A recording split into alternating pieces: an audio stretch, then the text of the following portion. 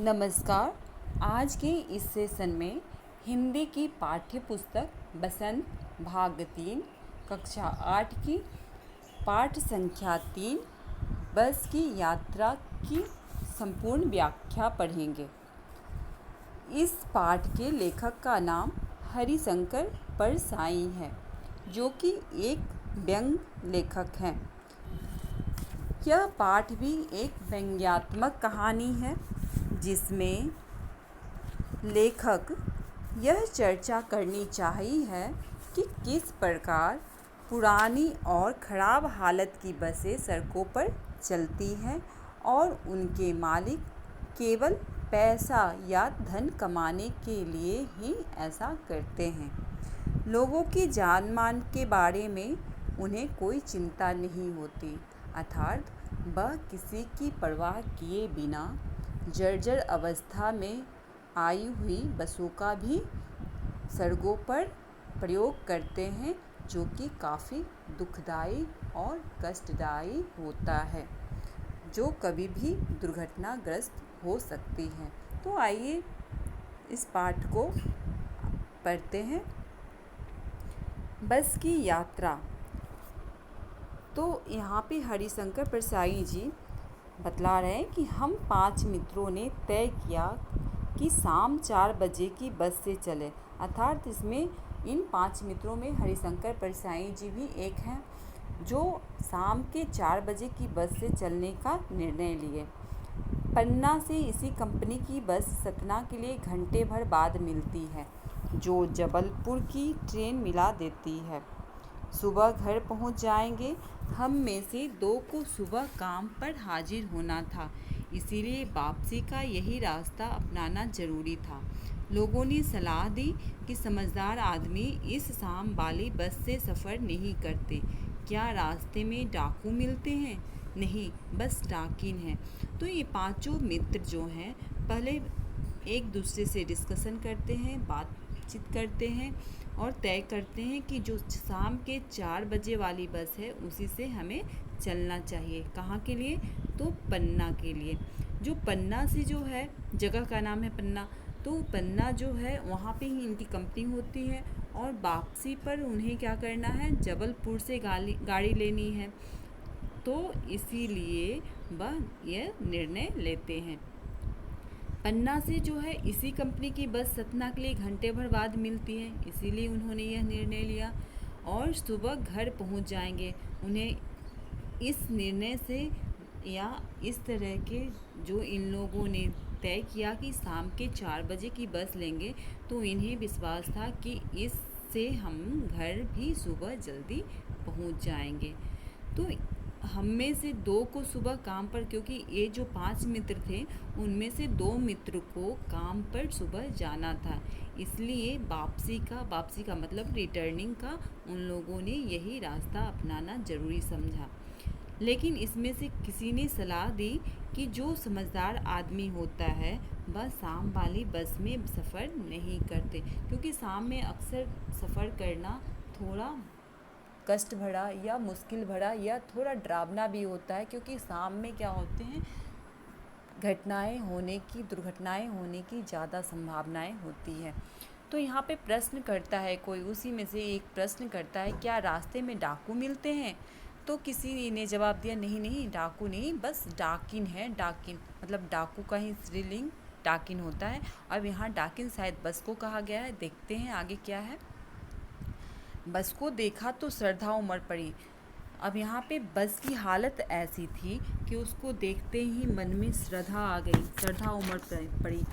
और श्रद्धा का मतलब होता है आदर भाव, क्योंकि उसकी हालत बहुत वृद्धावस्था जैसी थी, खूब वयोवृद्ध थी। वयोवृद्ध होते हैं बहुत बूढ़ी। अब यहाँ पे जो बस है उसका मानवीकरण अलंकार से सजाया गया है।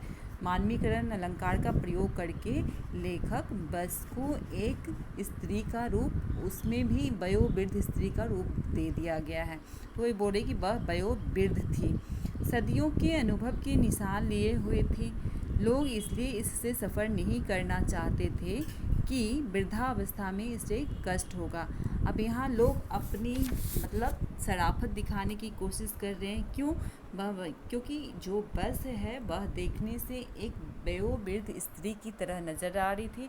वयोवृद्ध मतलब होती है जो बहुत ही बुढ़ी होती है, और वैसी हालत में उसी जर्जर अवस्था में इसने बस को इन लोगों ने देखा, और उसे देखकर इन्हें उसके प्रति श्रद्धा आ गया, आदर भाव आ गया, और उन लोगों ने ये सब विचार उनके मन में आने लगे कि इससे सफ़र नहीं करना चाहिए, क्योंकि इससे इन्हें कष्ट होगी, वृद्धावस्था में इसे कष्ट होगा। यह बस पूजा के योग्य थी, उस पर सवार कैसे हुआ जा सकता है। अब इन लोग मन में सोच रहे हैं कि ये जो बस है ये तो ऐसी हालत में है कि बस इसकी पूजा कर ली जाए, क्योंकि वयोवृद्ध लोग होते हैं उनको आराम करने की सलाह दी जाती है, अक्सर उन्हें घर में रहने की सलाह दी जाती है।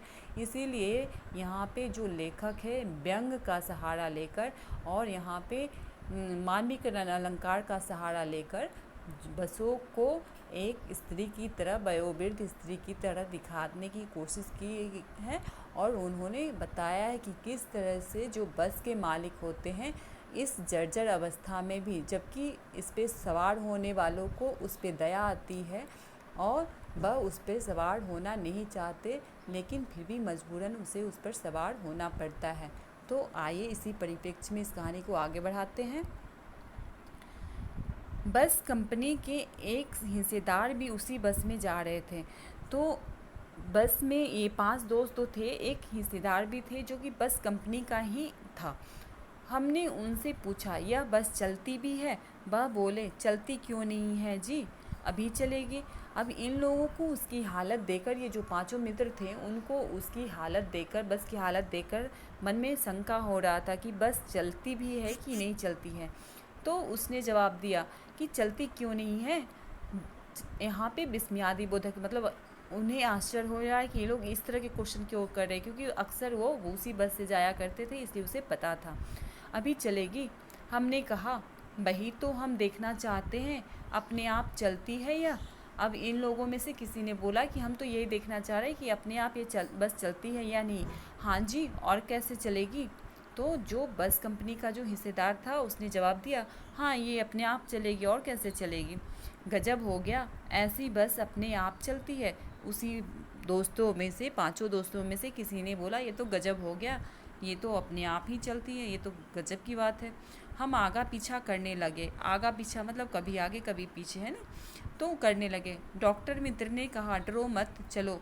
अब इसी 5 में से कोई एक डॉक्टर मित्र भी थे, उनमें कोई डॉक्टर भी था, तो उसने बोला डरो मत, चलो, बस अनुभवी है। अब उसने भी बोला कि हाँ बस जो है अनुभवी है, अनुभवी एक्सपीरियंस लोगों को बोलते हैं। अब यहाँ पे बस अनुभवी का मतलब क्या है कि अक्सर इसी बस से लोग जाया आया करते होंगे, इस बस का प्रयोग ही किया जाता होगा, ज़्यादा इसका सड़कों पर लोग इसे देखते होंगे, इसलिए बोल दिया कि बस जो है अनुभवी है। नई नवेली बसों से ज़्यादा विश्वसनीय है। अब नई नवेली का मतलब होता है, कभी आपने सुना होगा नई नवेली दुल्हन। नई नवेली मतलब बिल्कुल नई नई, तो जो नई बसें चलती है उससे ज़्यादा इसे अनुभव है या ज़्यादा विश्वास करने योग्य है, ऐसा उसने कहा। हमें बेटों की तरह प्यार से गोद में लेकर चलेगी, और उसने ऐसे माँ के रूप में दर्जा दे दिया बस को, और फिर से मानवीकरण अलंकार के रूप में संजो दिया, और उन्होंने कहा कि जो बस है वो हमें अपने बच्चों की तरह प्यार से गोद में लेकर चलेगी। हम बैठ गए। जो छोड़ने आए थे वे इस तरह देख रहे थे जैसे अंतिम विदा दे रहे हैं। तो ये 5 मित्र बस में बैठ गए, और जो छोड़ने आए थे उसने भी तो बस की हालत देखी होगी ना, तो उनकी आंखों से, उनकी कातर आंखों से नज़र पड़ रही थी कि शायद वो ऐसा उन्हें अंतिम विदाई दे रहे हों, ऐसा महसूस हो रहा था। उनकी आंखें कह रही थी आना जाना तो लगा ही रहता है। तो इन जो 5 दोस्त थे उन्होंने अनुभव किया कि जो विदाई, जो उन्हें छोड़ने आए थे, बस तक जो छोड़ने आए थे, उनकी आंखों ने बिना कुछ कहे भी कुछ कह के चले गए कि आना जाना तो लगा ही रहता है, आया है सो जाएगा, राजा रंग फकीर। ये एक मुहावरा अक्सर गाँवों में चलता है, या पढ़े लिखे लोग इसको अक्सर यूज करते हैं। आया है सो जाएगा मतलब जो भी इंसान इस धरती पर आया है, चाहे राजा हो चाहे रंक हो, रंक मतलब होता है गरीब, तो राजा हो या रंक हो या फ़कीर हो, जो भी हो, ये इस धरती पे जो आया है वो तो इस धरती से जाएगा। तो ये चीज़ें उनके दिमाग में आ गई होगी। आदमी को कुछ करने के लिए एक निमित्त चाहिए, मतलब कुछ करने के लिए, मतलब जाने के लिए एक कारण ही सिर्फ चाहिए, आगे बढ़ने के लिए सिर्फ एक कारण ही चाहिए होता है। तो ये बात उन लोगों के दिमाग में कौंध गया, सोचने लगे। इंजन सचमुच स्टार्ट हो गया। अब बस में बैठे आप इस फोटो में देख रहे होंगे कि पांचों मित्र देख बैठे हैं और बस अब स्टार्ट भी हो गई। स्टार्ट मतलब शुरू हो गई चलना, ऐसा जैसे सारी बस ही इंजन है। और जब बस स्टार्ट हुई तो उसकी आवाज़ इतनी तेज़ थी कि लग रहा है कि पूरी बस ही इंजन है और हम इंजन के भीतर बैठे हैं। मतलब बस में बैठने से ऐसा महसूस हो रहा था कि हम इंजन में बैठे हैं, ना कि बस में। क्योंकि बस में भी एक स्पेशल जगह होता है जहाँ पे इंजन होती है और उसी खास जगह पे ज़्यादा आवाज़ होती है, लेकिन इस बस में ऐसा महसूस हो रहा था कि पूरे बस में ही इंजन भरी पड़ी हो। कांच बहुत कम बचे थे, मतलब कांच की भी हालत बहुत बुरी हालत में थी। कांच जो बचे थे उनसे हमें बचना था, क्योंकि टूटी फूटी कांच से नुकसान होने का या घायल होने का खतरा बना होता है। तो हम फ़ौरन खिड़की से दूर सरक गए। तो ये लोग जो थे खिड़की से दूर हट गए, क्योंकि उन्हें डर था कि कहीं कांच से भी इन्हें कोई नुकसान ना पहुँचे। हम फ़ौरन खिड़की से दूर सरक गए। इंजन चल रहा था, हमें लग रहा था कि हमारी सीट के नीचे इंजन है। अब यहाँ पे पूरी बस में ही ऐसा महसूस हो रहा था कि इंजन है। तो ये जहाँ भी बैठे हुए थे, जो भी दोस्त जहाँ जहाँ बैठे थे, हर जगह वैसी ही आवाज़ आ रही थी, मानो कि उसके नीचे, सीट के नीचे इंजन हो। बस सचमुच चल पड़ी और हमें लगा कि यह गांधी जी की असहयोग और सविनय अवज्ञा आंदोलन के वक्त अवश्य जवान रही होगी। अब ये लोग कभी मजाक के मूड में भी, कभी हंसी के मूड में भी कुछ बातें कर लेते हैं, सोच लेते हैं। और अब यहाँ पे उन्हें लग रहा है कि इस बस की हालत देखने से ऐसा महसूस हो रहा हो कि गांधी जी का जो असहयोग आंदोलन चला था, उस असहयोग आंदोलन और सविनय अवज्ञा आंदोलन, ये भी उन्हीं के द्वारा चलाया गया आंदोलन था। उस समय की शायद 1930 के आसपास ये आंदोलन चला था, शायद उसी समय की ये बस रही होगी। उसे ट्रेनिंग मिल चुकी थी। हर हिस्सा दूसरे से असहयोग कर रहा था। असहयोग का मतलब होता है साथ ना देना। तो यहाँ पे जो बस की जो इतने भी पार्ट पुर्जे थे, सब ऐसा लग रहा था कि उनका साथ नहीं दे रहा हो। पूरी बस सविनय अवज्ञा आंदोलन के दौर से गुजर रही थी। सविनय अवज्ञा का मतलब होता है विनय के साथ बात न मानना, मतलब प्रार्थना सहित। बात भी नहीं मानना है, लेकिन प्रार्थना के सहित, मतलब किसी को बुरा भी ना लगे और हमें मना भी कर रहे हैं। तो ऐसी वाली हालत हो रही थी इस बस में बैठने के बाद। उन्हें ऐसा लग रहा था कि जिस तरह से गांधी जी ने आंदोलन तो किया, लेकिन किसी सविनय के साथ उसी तरह से यह बस भी वैसे ही आंदोलन कर रहा हो। सीट का बॉडी से असहयोग चल रहा था। कभी लगता सीट बॉडी को छोड़कर आगे निकल गई है, कभी लगता कि सीट को छोड़कर बॉडी आगे भागी जा रही है। मतलब सीट भी अच्छी स्थिति में नहीं थी। 8-10 मील चलने पर सारे भेदभाव मिट गए। सारे भेदभाव मिट गए मतलब सब एक जैसा हो गया। मतलब सीट की भी हालत खस्ता थी, खिड़कियाँ टूटी हुई थी, सारे बस में इंजन की आवाज़ आ रही थी।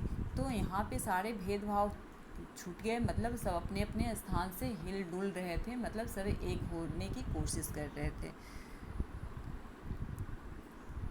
यहाँ जब 8-10 मील चलने पर इन्हें लगा कि सारे भेदभाव मिट गए। यह समझ में नहीं आता था कि सीट पर हम बैठे हैं या सीट हम पर बैठे हैं। अब इन लोगों को यही समझ में नहीं आ रहा था कि सीट पर ये बैठे हैं या सीट पे ये बैठे हैं, क्योंकि सीट शायद निकल कर इनकी कभी गोद में आ जाती होगी या कभी ये गिर जाते होंगे, कुछ ऐसी स्थिति बन रही होगी। एकाएक बस रुक गई।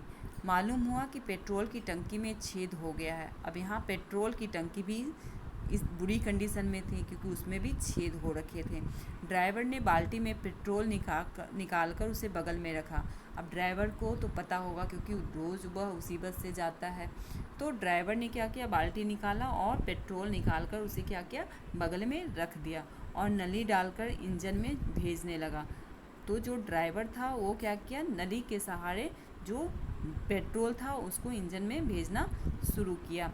अब मैं उम्मीद कर रहा था कि थोड़ी देर बाद बस कंपनी के हिस्सेदार इंजन को निकालकर गोद में रख लेंगे और उसे नली से पेट्रोल पिलाएंगे। अब ये लोग मजाक मस्ती के मूड में हैं, मतलब बस की ऐसी हालत है कि कुछ न कुछ अपने ही दिमाग में चल रहा है कि क्या करना और क्या नहीं करना। अब उन्हें ये महसूस हो रहा है कि शायद जो यहाँ पे हिस्सेदार बैठे हुए हैं इंजन को शायद गोद में उठा लेंगे, अर्थात मतलब इंजन निकाल कर उसमें ये ज़बरदस्ती उसमें पेट्रोल डालने की कोशिश करेंगे। किसके सहारे?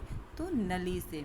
जैसे कोई बच्चा को माँ क्या करती है, गोद में बिठा लेती है और दूध की शीशी से उसे दूध पिलाती है, ठीक उसी प्रकार ये लोग कल्पना कर रहे हैं कि शायद बस के हिस्सेदार भी इस तरह के काम करेंगे।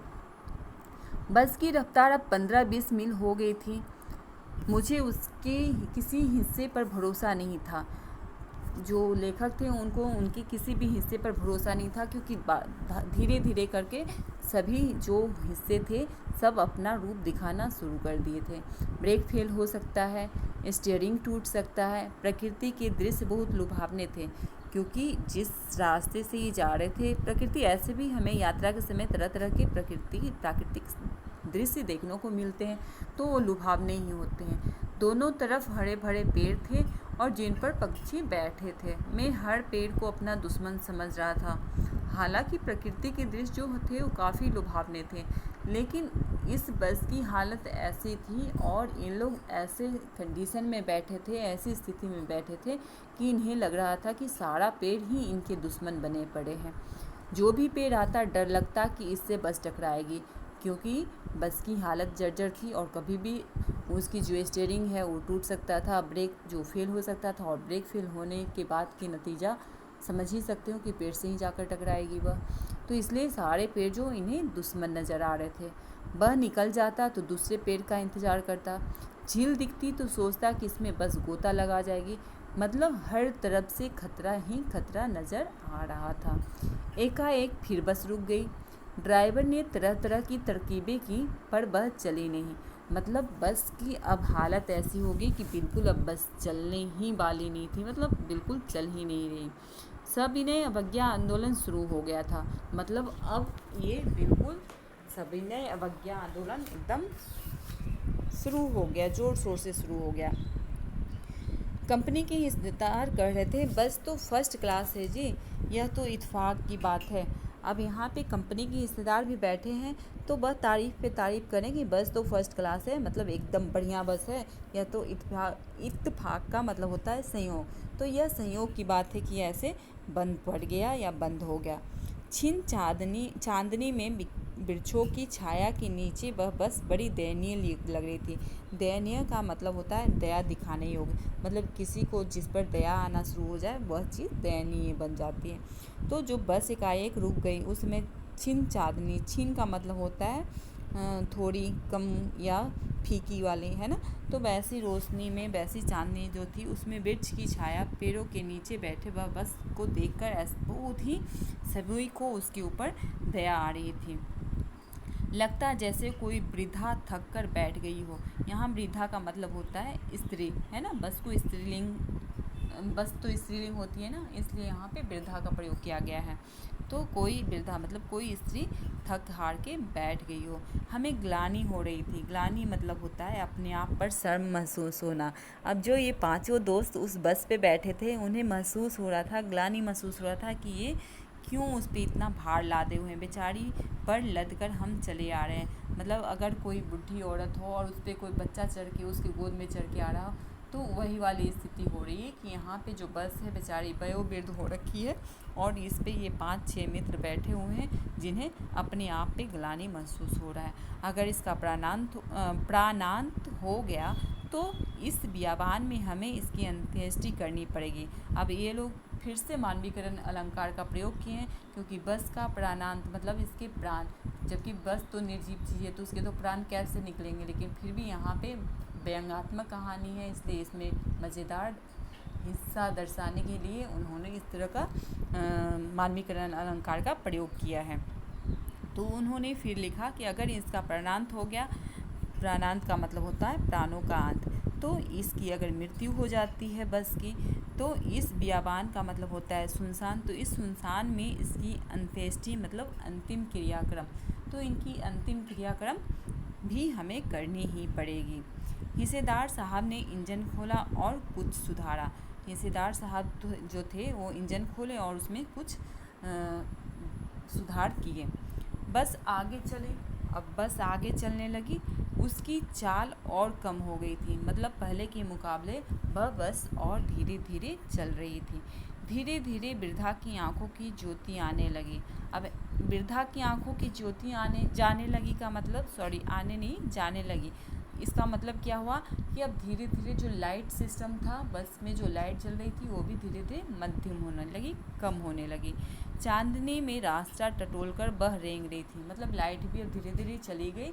अब बिल्कुल अंधेरा सा, बस के आगे जो लाइट जलती है वो लाइट भी बंद हो गया और वह किसी तरह रास्ता टटोलकर अंधेरी रात में चांदनी में चल रही थी। आगे या पीछे से कोई गाड़ी आती दिखती तो वह एकदम किनारे खड़ी हो जाती और कहती, निकल जाओ बेटी, अपनी तो वह उम्र ही नहीं रही।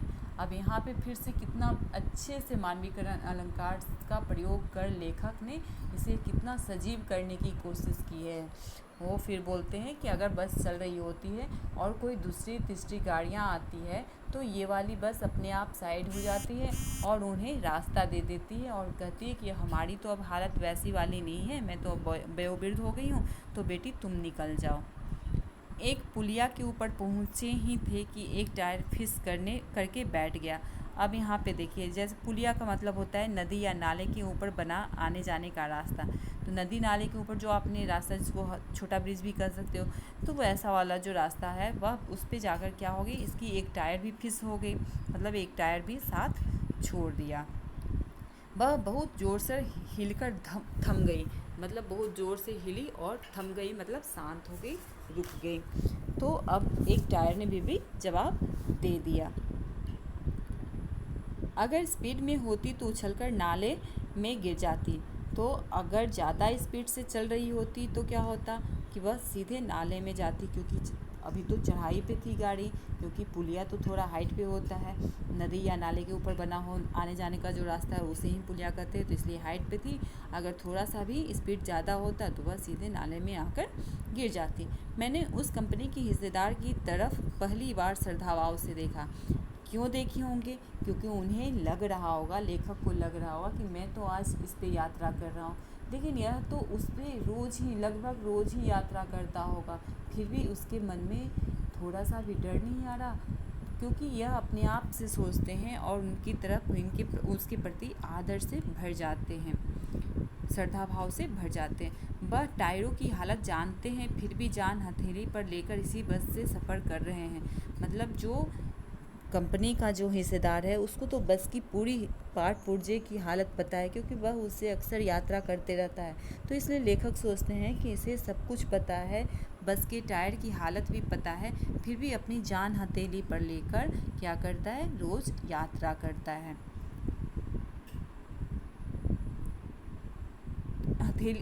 उत्सर्ग की ऐसी भावना दुर्लभ है।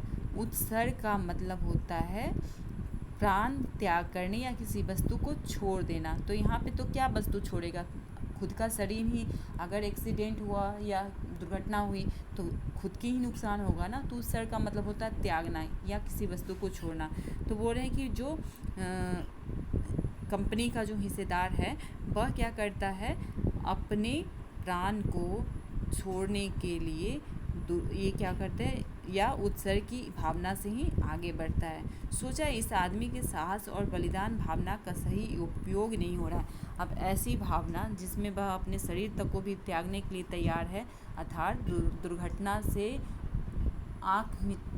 दुर्घटना को अपनाने के लिए तैयार है, तभी तो वह उस बस में अक्सर यात्रा कर रहा है, सब कुछ जानते हुए। तो इसलिए लेखक जो है वह बोल रहा है कि अगर इसको इतना ही इसके अंदर उत्सर्ग की भावना है तो इसकी साहस और बलिदान की जो भावना है उसका सही उपयोग नहीं हुआ। इसे किसी क्रांतिकारी आंदोलन का नेता होना चाहिए था। अगर बस नाले में गिर पड़ती और हम सब मर जाते तो देवता बाहें पसार कर उसका इंतजार कहते वह महान आदमी आ रहा है जिसने एक टायर के लिए प्राण दे दिए, मर गया पर टायर नहीं बदला। अब यहाँ पे कितना बड़ा कटाक्ष किया गया है उस कंपनी के हिस्सेदार पर कि जो इस बस में अक्सर यात्रा करता है, उसको इसके हर पार्ट पुर्जे का पता है कि कौन से इसकी हिस्सा ख़राब है या फिर ये बस चलने लायक नहीं है या जर्जर अवस्था में है। सब कुछ जानते हुए भी वह इस बस को अभी भी सड़कों पर दौड़ा रहा है और ख़ुद इस बस में यात्रा कर रहा है, जो कि बहुत ही आश्चर्य की बात है। और लेखक इसी आश्चर्य से भर जाता है और वह कहता है कि उस इंसान पे कटाक्ष करता है कि यहाँ पे जो देवता हैं, हम लोग अगर मर जाते हैं तो मरने वाले मतलब मृत्यु के जो देवता हैं वो क्या करेंगे, बाहें पसारे उसका इंतज़ार कर रहे होंगे उस इंसान का जिसकी वजह से ये दुर्घटनाएं हुई, और जिसने सिर्फ एक टायर के लिए, क्योंकि अगर टायर बदल दिया जाता तो शायद एक्सीडेंट नहीं होता। यह सोचें कि अगर एक्सीडेंट अगर होता तो उस टायर की वजह से होता, तो उसे पता है कि टायर को बदलने की, टायर अभी सही स्थिति में नहीं है, फिर भी वह उस टायर को नहीं बदला। तो इसलिए इस तरह के वक्तव्य उन्होंने लिखे हैं। दूसरा घिसा टायर लगाकर बस फिर चली, फिर से उसने रिप्लेस कर दिया। जो ख़राब वाली टायर थी जो फिस हो गई थी, उसके बदले में उसने फिर से घिसा हुआ टायर लगा दिया। अब हमने वक्त पर पन्ना पहुंचने की उम्मीद छोड़ दी थी। अब यहाँ पे इन लोगों ने जो अपने योजना के मुताबिक चल रहे थे कि सुबह तक वह काम पर लौट जाएंगे, दो दोस्तों को काम पर लौटना था, सुबह इस वाली ट्रेन से चले जाए, तो सारी प्लानिंग जो थी, सारी योजना थी, वह अब उन्हें छूटती नज़र आ रही थी, क्योंकि उम्मीद अब छोड़ रहे थे, क्योंकि सही समय पर वह पन्ना पहुंच ही नहीं पाते। पन्ना कभी भी पहुंचने की उम्मीद छोड़ दी थी। अब समय पर तो पहुंचने की बात दूर जाए, बस सब पहुंचने की बात ही नहीं सोच रहे कि पता नहीं रास्ते में अब क्या होगा, इस बात से डर रहे थे, घबराते थे। पन्ना कभी भी पहुंचने की उम्मीद छोड़ दी थी, पन्ना क्या कहीं भी कभी भी पहुंचने की उम्मीद छोड़ दी थी। अब इन लोग इतने डर गए थे कि इन्हें महसूस हो रहा था कि पन्ना क्या कभी क्या, अब तो लगता है कि कभी भी और कहीं भी हम सही सलामत नहीं पहुंच सकते। लगता था ज़िंदगी इसी बस में गुजारनी है और इससे सीधे उस लोक को प्रयाण कर जाना है। यहाँ पे सीधे उस लोक को प्रयाण कर जाने का मतलब है सीधे मृत्यु धाम को प्राप्त हो जाना है, ऐसा महसूस इन लोगों को लग रहा था, इन पांचों मित्रों को लग रहा था। इस पृथ्वी पर उसकी कोई मंजिल नहीं है। अब इन्हें लग रहा था कि अब यहाँ पे इस धरती पर उनके लिए कोई भी रास्ता शेष बाकी नहीं रही है। हमारी बेताबी तनाव खत्म हो गए, हम बड़े इत्मीनान से घर की तरह बैठ गए, क्योंकि अब इन लोगों को जो भी डर थी, इतनी चरम सीमा पे डर चढ़ा गया था, इतने डर गए थे कि अब सोचने के लिए भी कुछ नहीं बाकी रहा। अब सोच से भी ऊपर डर बैठ गया और वह चुपचाप आराम से बस में बैठे यही सोच रहे थे कि अब हमें उसी लोक में जाना है, अर्थात मृत्यु लोक में ही शायद जाना है। इसलिए बिल्कुल अब शांत हो गए और इस पृथ्वी पर उसकी कोई मंजिल नहीं है, यह सोचकर बेताबी तनाव खत्म हो गया और हम बड़े इत्मीनान से घर की तरफ बैठ गए। चिंता जाती रही, हंसी मजाक चालू हो गया। मतलब अब जो इन लोगों को अब लगा कि जो होना है वो तो हो के ही रहेगा, अब हम इसमें तो कुछ कर नहीं सकते, इसलिए जितना भी डर की जो सीमा थी अब वह समाप्त करके हंसी मजाक में लग गए और चुपचाप अपने घर की तरफ देखने लगे। तो बस आज के लिए इतना ही। धन्यवाद।